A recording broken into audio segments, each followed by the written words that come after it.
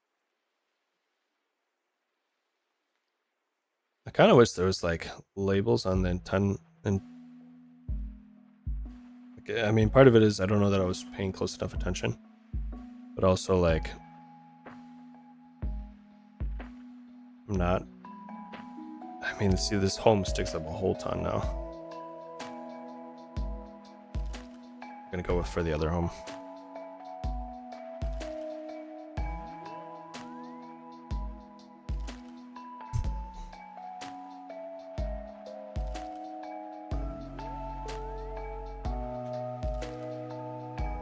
Yep. And then the end.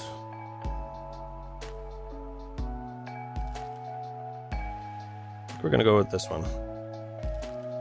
This end slopes down a little bit, whereas this one's got a little bit of a. So now I have a little bit of a cup, a little bit of a cup. I think that'll be easier to find them. We'll see. Okay, shift. Let's do the shift.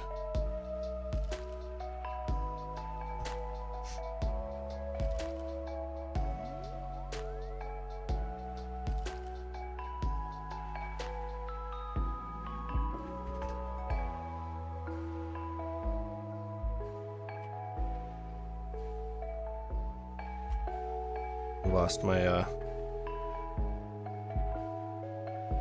my plan here, or the layout of how this was all put in here. Well,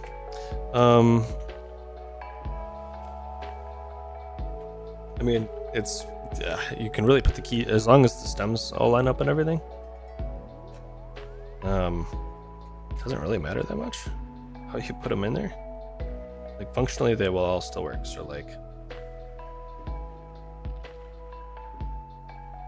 Backspace.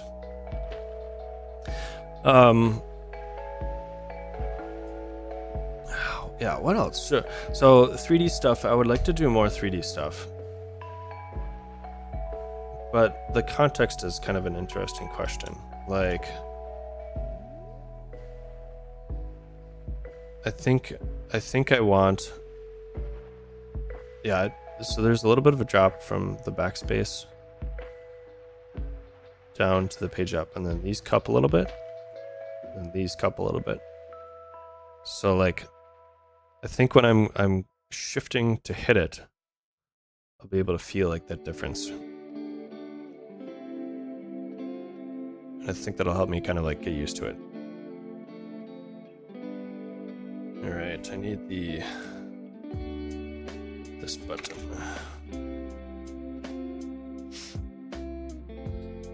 So 3D stuff. I don't know that.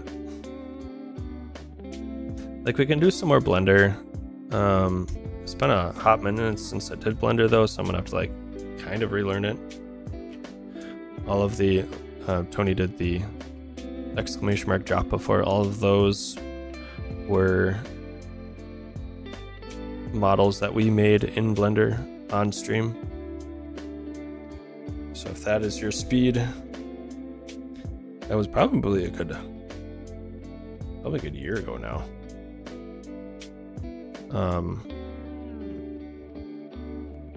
Those might be some interesting videos to watch. I literally learned Blender on stream.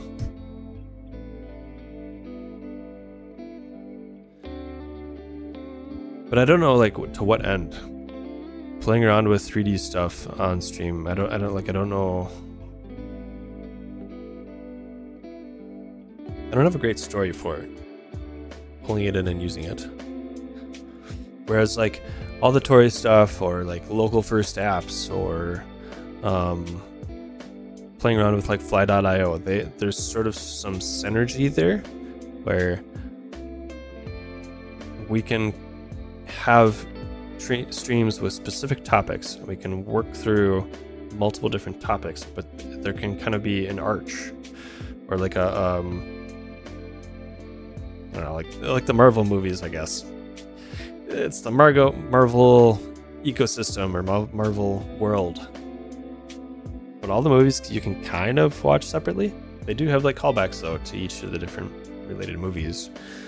So there's also, if that's their thing, there's sort of value to watching them in order, or watching same movies around that came out around at the same time in the same, with some sort of like stepping function, I guess. We're done. We're to these. I guess we'll do control. I just don't feel like I have that though with. We do the small control. I don't feel like I have that with 3D stuff. So that, I mean, it might just pop up every once in a while, but I don't know that I can make that situation terribly coherent, which I would prefer to do.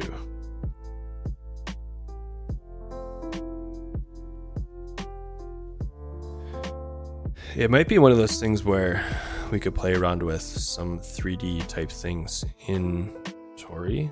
I could maybe see some of that making sense. But once we start playing around with working with 3D in an app, I'd almost prefer to start to get into Blender and play around with the Blender ecosystem. Yeah, I need a small function key.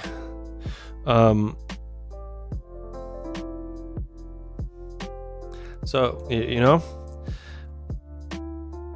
we'll probably do 3D stuff occasionally, but I don't expect it to be a terribly consistent topic. All right, now we're down to the keys where we need to make decisions. This one.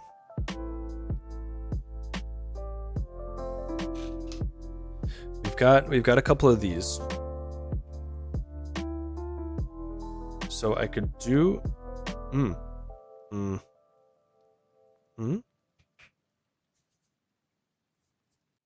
I kind of like the fact that these match. So we could do something like, I think these are the same. Let's see that. Let's check to make sure they are the same key, basically. Okay, so this one's got a little bit of a deeper scoop, I think. This one does a little bit more of a like side scoop. This one's a little bit more like straight, I guess. No, maybe not. I think I'm gonna go with this one.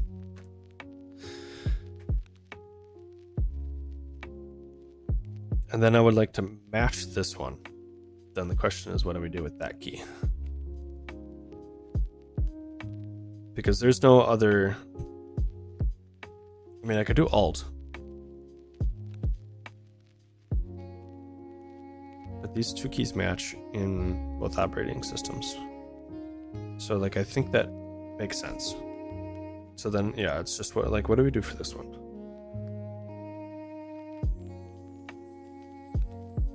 I mean, I could do command.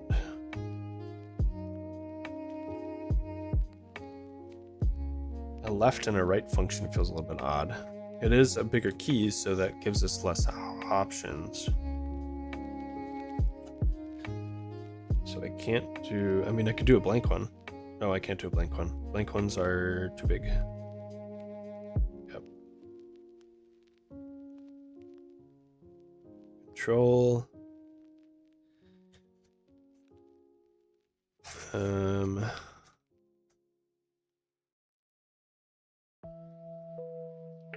I guess that's kind of the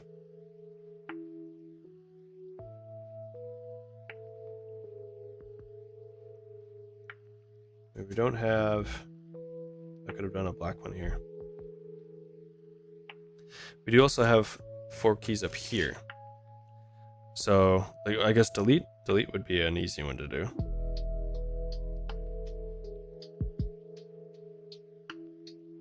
Just delete.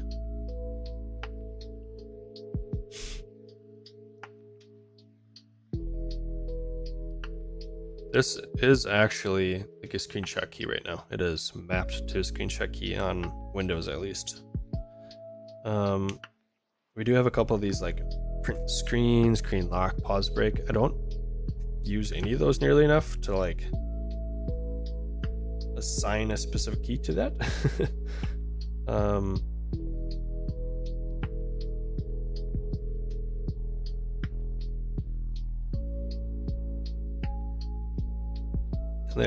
They are all single keys. So if I do delete,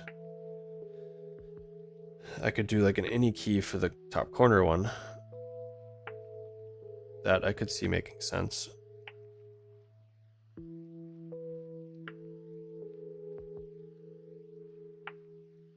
Here, let's lay this out. So if I do, I could do this and this. Function key, you can go in here. I could do this and this. It would be nice to have these labeled, but I'll get used to it. It's more like I can get used to it, but it's more like if I'm working with someone and I say, do this key combination, I can't look down at my keyboard and be like, oh, it's this symbol or this, option versus command or whatever. And I don't know if I'm going to be able to like remember which keys I'm actually pressing. There's a menu button. Did we do a menu button?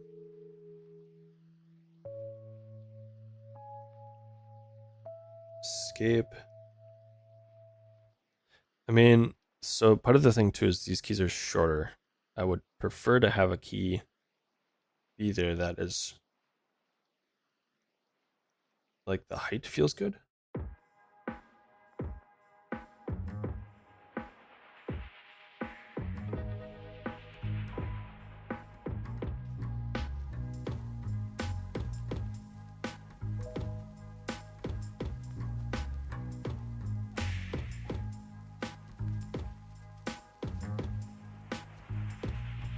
I mean, I don't know what the heck this one is supposed to be. I'm tempted to actually do that. What is this?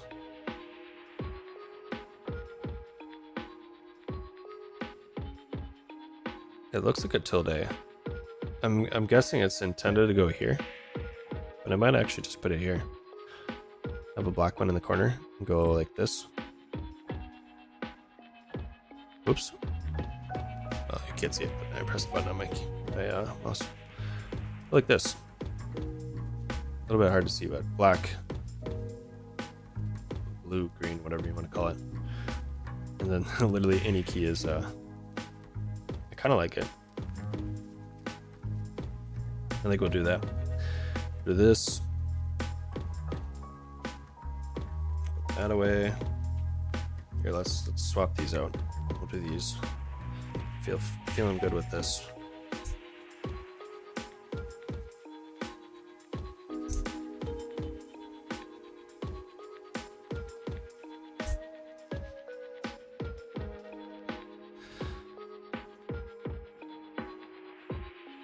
So, stream stuff. I keep coming back to it. That's the chatting part, I guess, right? Or at least part of the chatting part. Definitely feels. I don't have any other delete keys, do I? I have this delete key.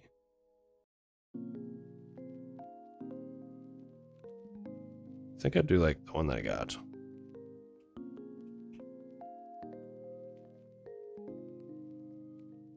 Yeah, we'll do that.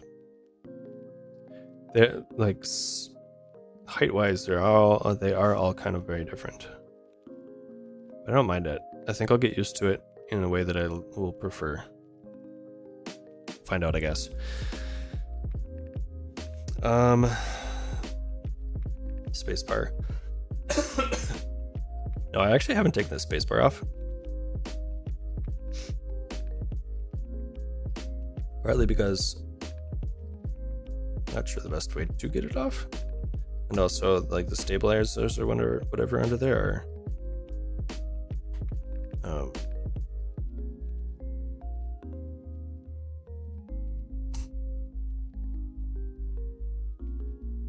they are a little bit more involved than just under your normal key. So I haven't wanted to play around with it too much. Okay. I'm sort of like pulling on one side, pulling on the other side. There we go. Okay, so it is a single key, and then they've got these like stabilizer things here. And I don't know if you can see it, but they there's not a bar that connects it,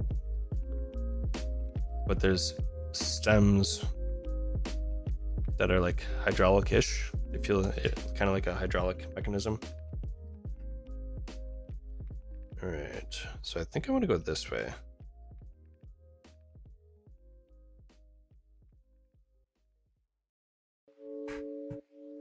And I am going to leave the red on there.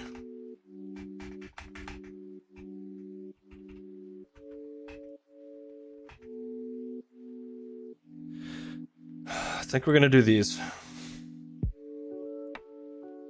don't see anything else that's going to make sense to put in there. I do have alt keys. I do have function keys. Control. I got this control key here already.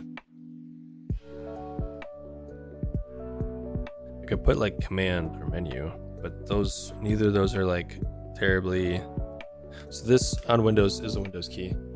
On Mac it is what? Option? So I don't even have like an option key. This is more, I don't know. I mean, they got command keys, so they are, I'm presuming they're thinking of Mac in some way.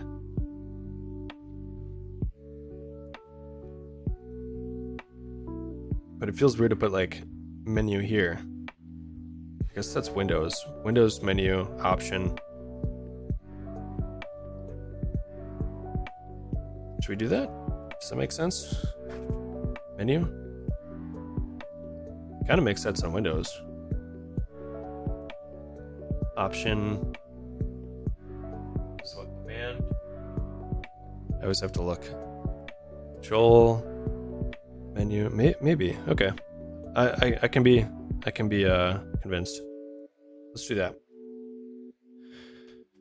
Do that, and then I think we will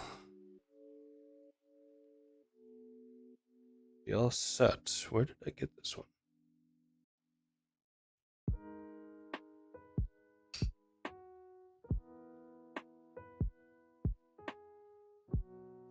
I don't know if it actually came from here, but whatever. It will work. So I guess the first like half of the year is probably going to be a bunch of Tori, a bunch more Tori. We've been doing a lot of Tori stuff lately, which is fine. I think it's been fun. A bunch of Tori, and then starting to get into a little bit more of the Rust embedded type stuff. So I guess we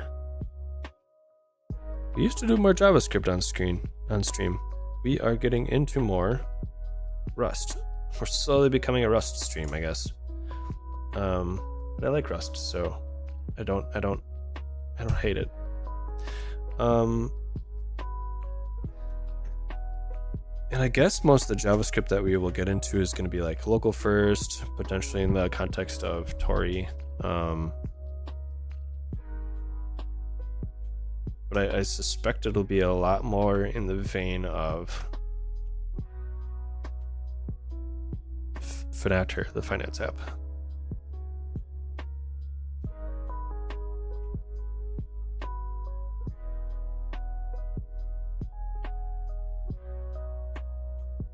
Okay. Now it's not all perfectly organized the same way it came in, but it is fine. I think we got it.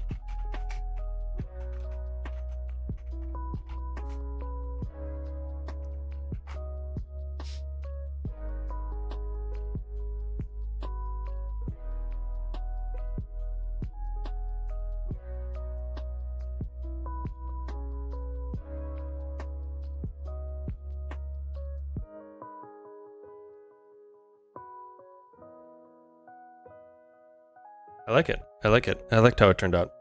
I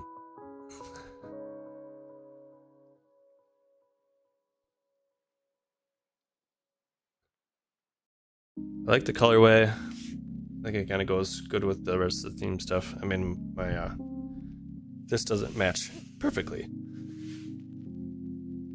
That's fine. I'm not I don't need things that color coordinated. It doesn't bother me that much. I think this will work good. I'm glad we did this. I think we'll switch back over here. We can finish up a little chatting. We're almost at 2 hours. So again, no stream next week.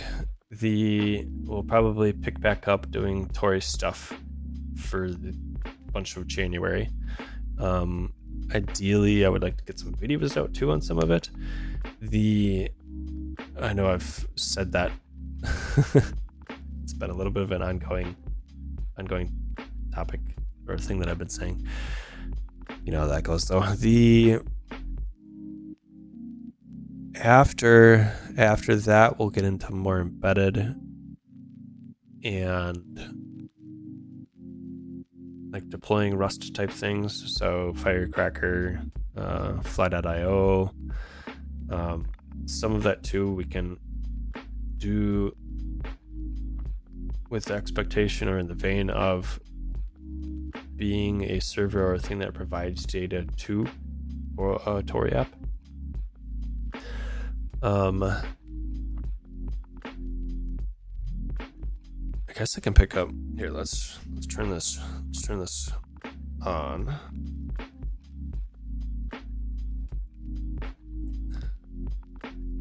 And let's pull up my stream planning.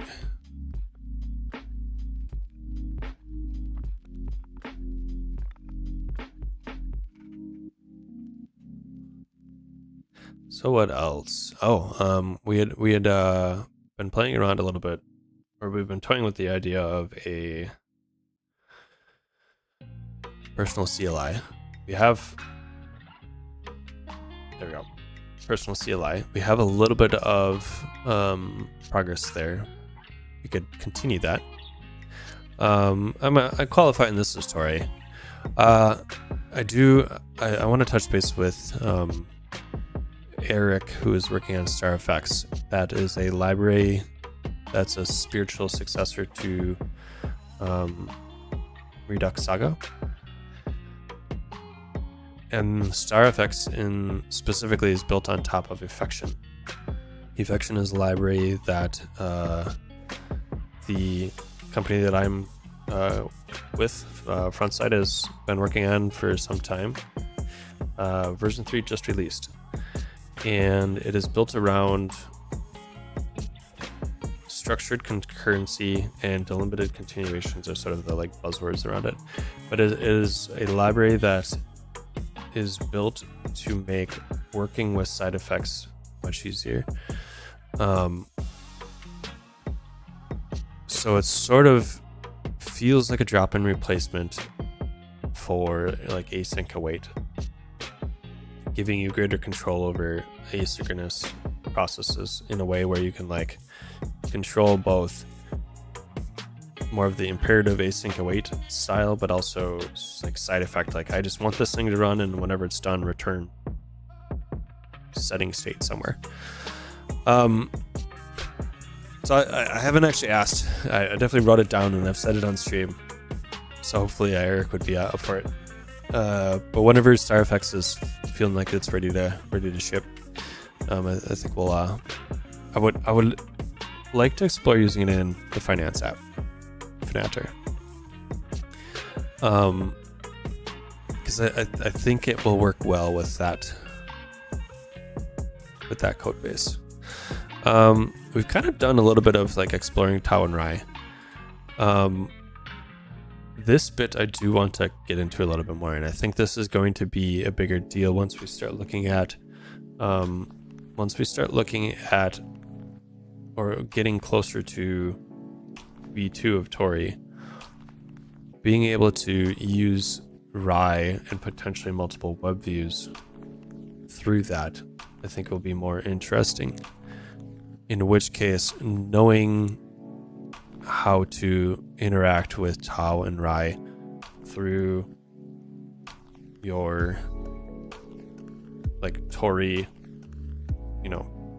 I'll say Tori.rs, through the Tori Rust side of things, interacting or using sort of those lower level hooks that come from Tau and Rai. And this starts to get into like the embedded stuff. Here, I guess we can do.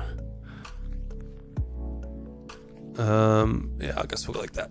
We'll group them together a little bit. So this is all sort of Tori stuff, and we've knocked out a bunch of those already.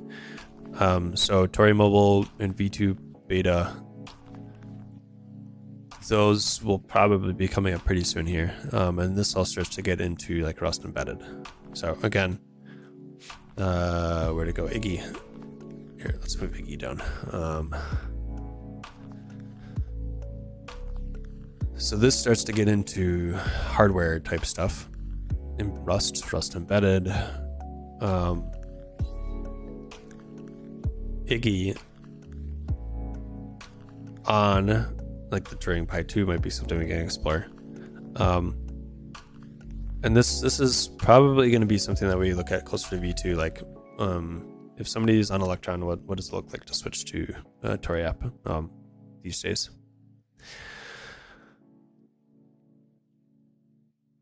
And I think, let's see, so Fly.io and ShuttleRS, those are going to happen probably closer down to here. I'm not sure when this is going to happen. This is sort of in the same vein of Tori, so I'm going to group those together. I do want to do sort of an exploration of how we're setting up and using and running Tori docs.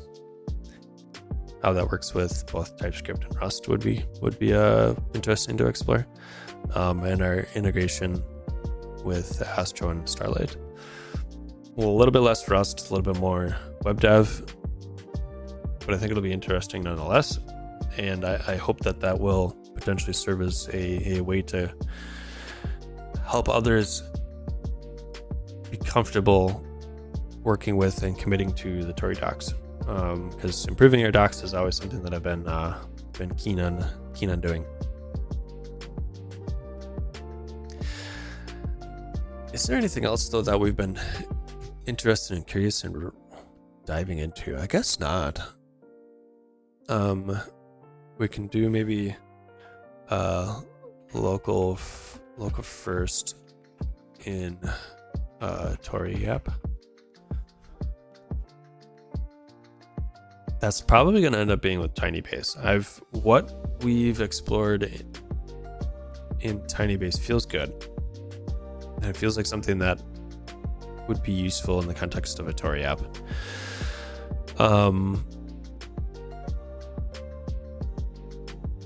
So I think this is going to be kind of an extension on like TinyBase, and like we've noted, possibly run it with Fly.io. I think I'm going to push that off until we start getting into more of the Rust embedded stuff.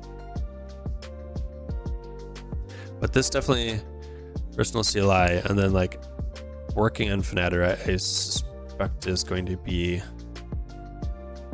that or Tori things. Whenever like new Tori stuff comes out, or we're getting closer to launches, or like Tori Mobile, when I've got the time and the space to make that happen, that I would like to make happen soonish. I guess that's kind of all the big topics that we want to hit on. Hi Kitty. You want to say hi?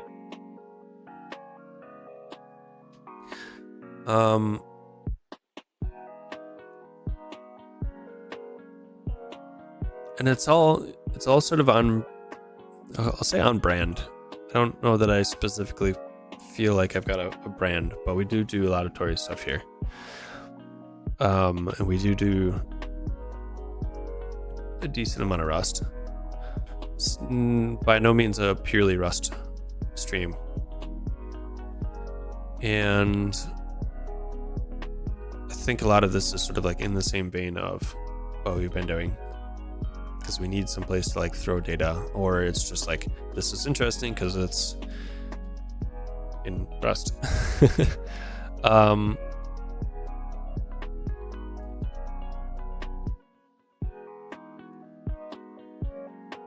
We could do like shaders or 3D, but I don't know that there's anything I specifically want to do, at least not at the current time.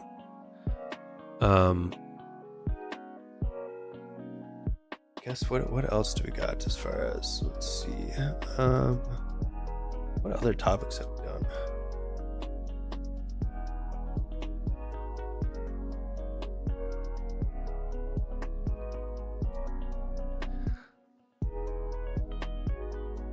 Tori. So the tabs are a little bit weird on here. All of these show up in live now. So this is going to be the more recent stuff. React Aria, so this will be finance app. Tinybase, that's again our finance app. Personal CLI, we'll probably play around with that more. Yeah, so like WGPU and shaders, I think any experimentation with that is going to be in the context of like, what does it look like to run that in a Tori app? And I guess something that would be fun to do too is dive into Servo and working within Tori.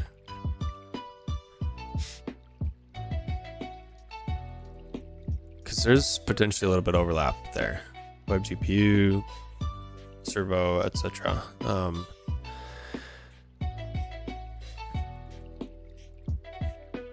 Here, a little bit of embedded stuff.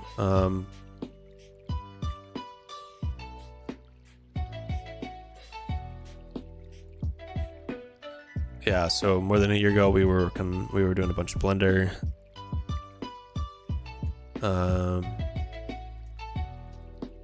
Blender, React 3, Fiber, React Spring. So like physics libraries.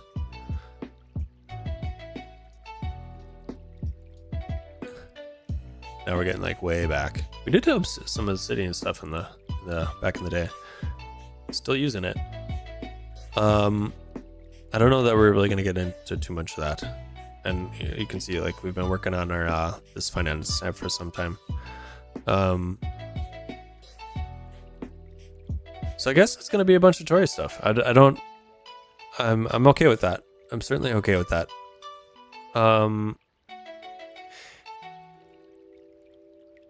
I think exploring Tori in a way where we can synergize with, like if you're making a web app and a Tori app, like digging into that more might be some interesting topics within that space.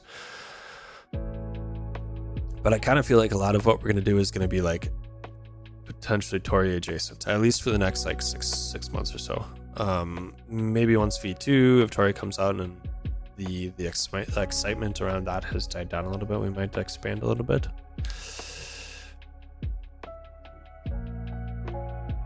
But I think I'm kind of okay with like this as like a umbrella of content over the next 6 months. If there's anything that's like Tori adjacent or in the vein of other things that we've done on stream, feel free to like leave a message in the comments. I'm open to additional topics or things that we can explore. What I like doing on stream here is exploring and experimenting. If I do any videos on this channel, I keep saying I'm going to, but it just hasn't happened yet.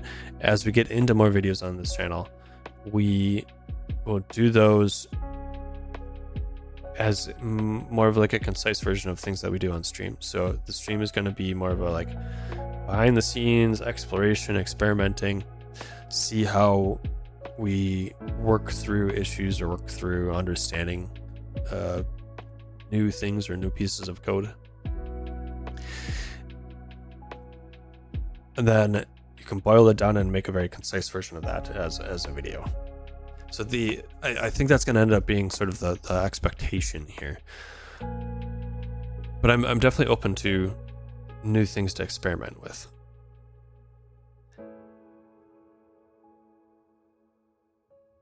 Yeah, I think that's probably a good place to call it. We got our keyboard done. Again, we'll do the.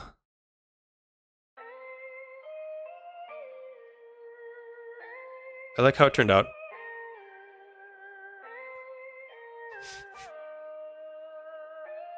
We'll use this for a while. Maybe we'll eventually get like an Ergodox or something. or Moonlander or what have you. But I think I'm good with this for a while. Well, I need to make a wrist rest. I'm not going to do that on stream now because that would be a lot. And a bunch of it is just like waiting for it to dry. So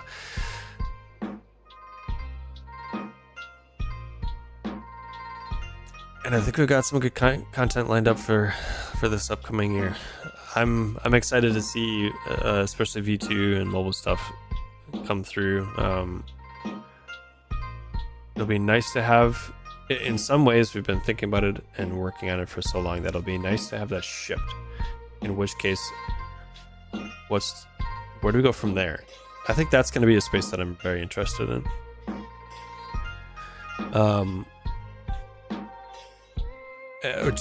Especially just for Tori as like an ecosystem, the what's next and the how can we refine these controls and ability to interopt with operating systems that we're running on more closely. I think that's going to be a very interesting space to play around in. So like once all that stuff ships, I'm excited. I'm excited to see where things go. And I think a lot of those type of things are the things that I would like to do on stream. Hopefully we can bring some excitement to it and maybe interest some of y'all to also participate in that space and see how we can like push the ecosystem forward. I think that would be a very fun thing to do for hopefully all involved. And if I can enable that in any way, I am going to do my best to do that. Otherwise, I'm not going to see you next Tuesday. No stream next Tuesday again. So this is our last stream for the year. Have a great rest of your December, and I will see you in January. Where's my button? Here it is. Bye.